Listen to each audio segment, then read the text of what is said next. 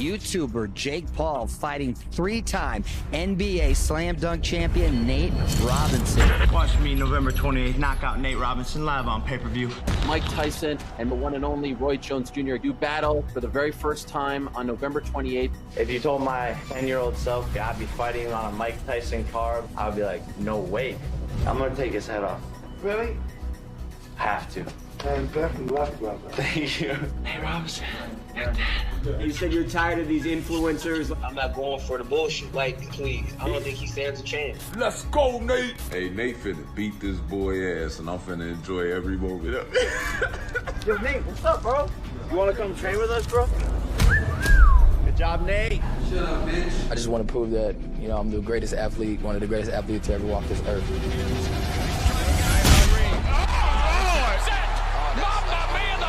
Bitch, I'm a fucking champion. Everyone thought that Nate Robinson was gonna beat me. I was the most betted against person that night. All these people, they didn't think I'm a real fighter. And so that's the beauty of it, is when a bunch of people think you're gonna lose and like proving them wrong. Nate Robinson is a former teammate of yours. He tweeted out, "I'm gonna shock the world." And then after his knockout, you responded to that tweet and you're like, "Yeah, I see no lies, man." Yeah. Boxing was pretty much a dying sport. 25 million views, boxing's going back.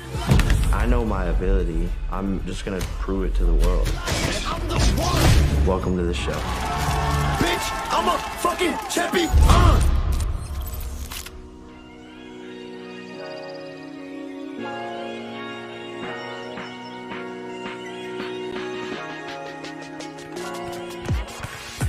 I love entertaining just in any way possible, but the thing that's sticking out to me the most right now is fighting. After a good sparring session, I'm happy for the rest of the day. I love being athletics and competing. My passion is not waking up every day to film YouTube videos. Someone asked me on an interview, what's harder, YouTube or boxing? And I said, YouTube. It's time to make this snow slide.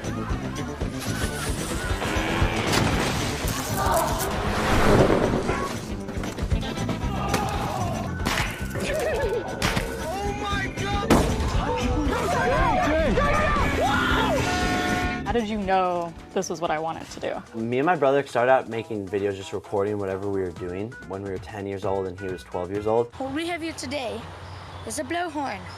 We are going to test it out right now. It's pretty loud. Go ahead. Can I have an order of some? With, I'm sorry, what's that? an order of some. And so we naturally just got good at recording stuff, and my dad was always like super funny, so his like sense of humor kind of got passed down to us. After we got a camera, we just started recording it, and then 6 months later we found out about YouTube. 2 years later, we found ourselves doing the same thing on Vine. It kind of all started with one video, and we both grew like 5,000 followers. I forgot the moment. Oh no! Oh, that was a close one. And that's when it kind of just all started taking off. And you started getting millions of views. I think it's at like 2 million views per day to 2.5 Per video. maybe. Yeah. It's crazy, man. And it just kept on growing and growing. And when I started to become successful, and a lot of people were hating on that in my school. They'd say I was cringe. They would say my videos suck. Sitting in school and making more money from Vine than this teacher sitting in her class. Eventually, I just told my parents, I was like, I can't do this anymore. Like, I can't go to school. This just doesn't make sense. I need to move to Los Angeles. I want to pursue this career. I want this to be something that I do for the rest of my life. When he said he wanted to go out to LA, I didn't want him to do it. When he told me that, he had literally 6 months until he turned 18, and he was gonna go anyway. So I figured, well, Logan's going, I might as well send them together. And I was scared. I did want Jake to finish high school, and he promised me he would, and he enrolled in a private school online. He literally had to write some papers and get through it. It was accomplished. I hate it when you say he dropped out, even though he did. I dropped out. I didn't even write those essays. Well, you did. You wrote them. I rewrote them. When Jake was in high school, I really thought he would go into the military or be a football coach, go to college for sure, but didn't love academics whatsoever. He liked to have fun, loved his friends, was very loyal to his friends, loved his sports, was the class clown, got in trouble a lot at school. The sneeze. People love you. 14 million subscribers to you on YouTube. I mean, really incredible to have that many people who are very interested in what you do. You're probably the fastest growing influencer in the world right now. Yo, you guys Jake Paulers? They all have merch. We have to be on time to this book signing. Like, you can't make the fans wait.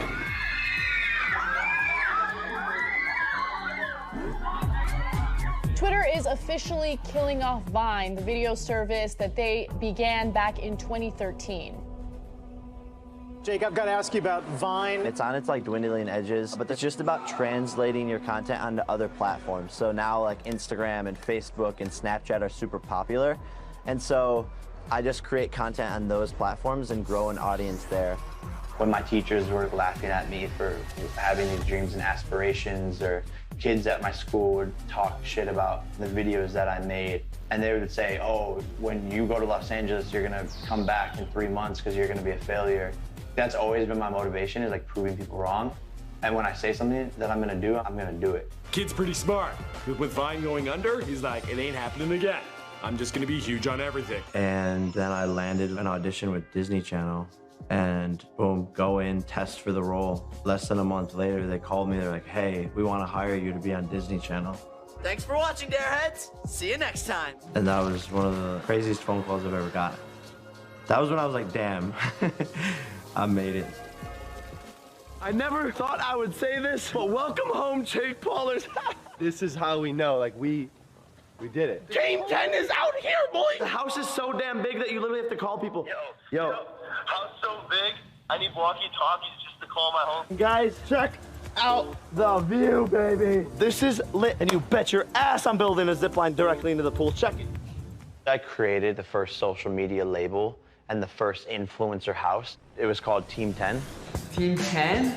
Team 10 is a family. I look at this as like literally a TV show. Yeah. Y'all can't handle this. The business model was spot someone with potential and talent, sign them to my social media label, market them, teach them how to make YouTube videos, teach them how to use Instagram, Twitter, Facebook, and use my following to promote them, take a percentage of them. Pinata! Human pinata! Piñata, no piñata. No. Oh, is this Spain? No, shut the up. Good morning, Martinez.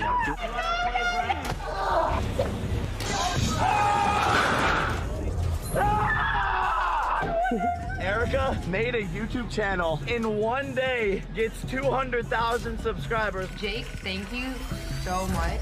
I didn't like the whole Team 10 house and how out of control that was getting. Back in July, KTLA sent a crew to investigate reports that Jake and his YouTuber housemates were making a nuisance of themselves, lighting fires in a drained swimming pool, and drawing crowds of fans outside their $18,000 per month rented home. He's funny, savage.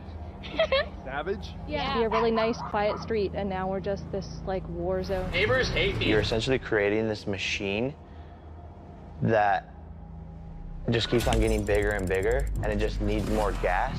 But as it gets bigger and bigger, more parts start to break off. Everyone in this room is delirious. There's all this madness, and you wake up and you're in the press, and every little thing you do is under a microscope. You're reading hate comments. He is a sociopath. He's a liar. Just being 23, such a developmental age where you're figuring out yourself, you're figuring out what your purpose is, and having to do that under a microscope is really difficult. And I would say a lot of people, probably more than ever, don't like me. He dragged me down the stairs. He was laughing the whole time. I was crying. They painted a mural of my face on my wall. It was spray painted, "Get the fuck out of our house." Okay, Jake, you're a bully. You. I'm one of the most misunderstood creators and artists and business people that's out there. I was trying so hard to grow talent, and there were some successes here and there, but it just turned out that all of these people that I was helping amassed millions of followers, and then all of a sudden they're cocky, ego. So I finally made a decision to just only work with really great people.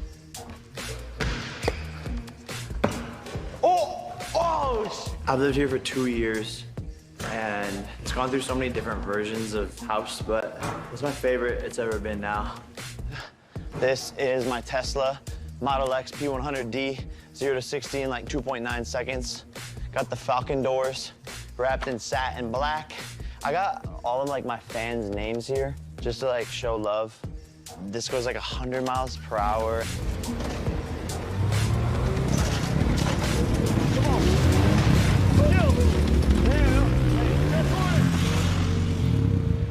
I didn't have a lot growing up, so when I started to get a lot, that's part of the addiction. You're like, wow, I've never experienced all this greatness. I'm not gonna slow down or stop for anyone. YouTube is a drug, and that's what a lot of people don't talk about. When you get more views, you make more money. But what stupid shit do you have to be doing to get attention and to maintain that level of views because you just want to keep on growing and growing and growing, and you see your bank account getting bigger and bigger? Is everything okay?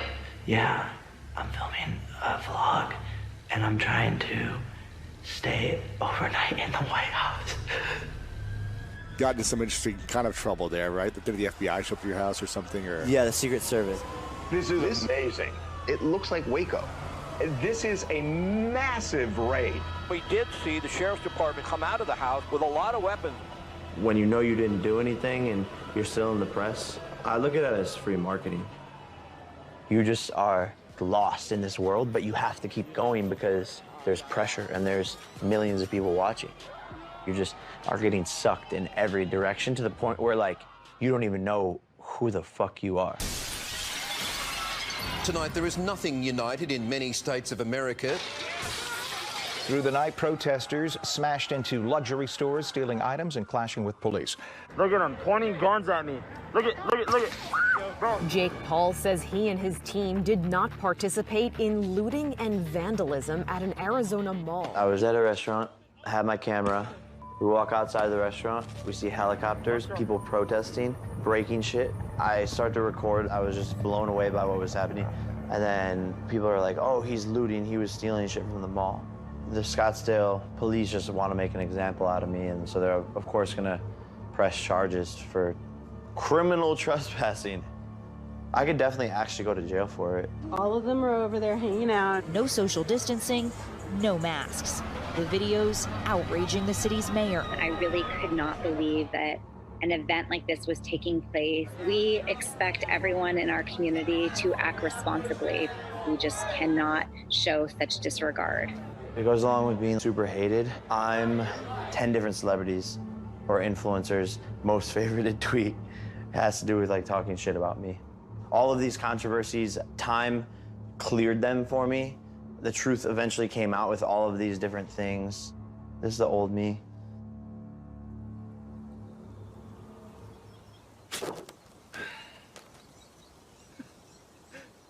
It's the end of an era, a start of a new one. I'm a legitimate pro fighter.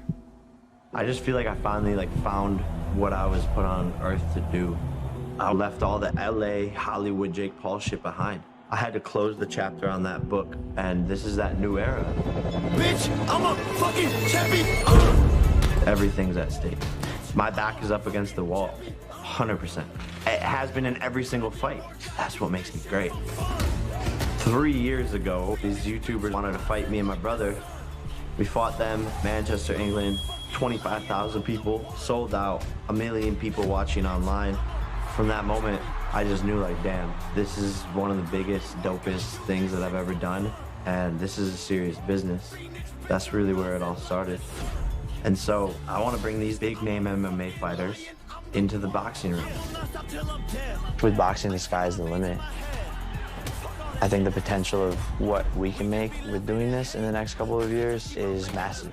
It can become something huge where we're making hundreds of millions of dollars. Bitch, I'm a fucking champion!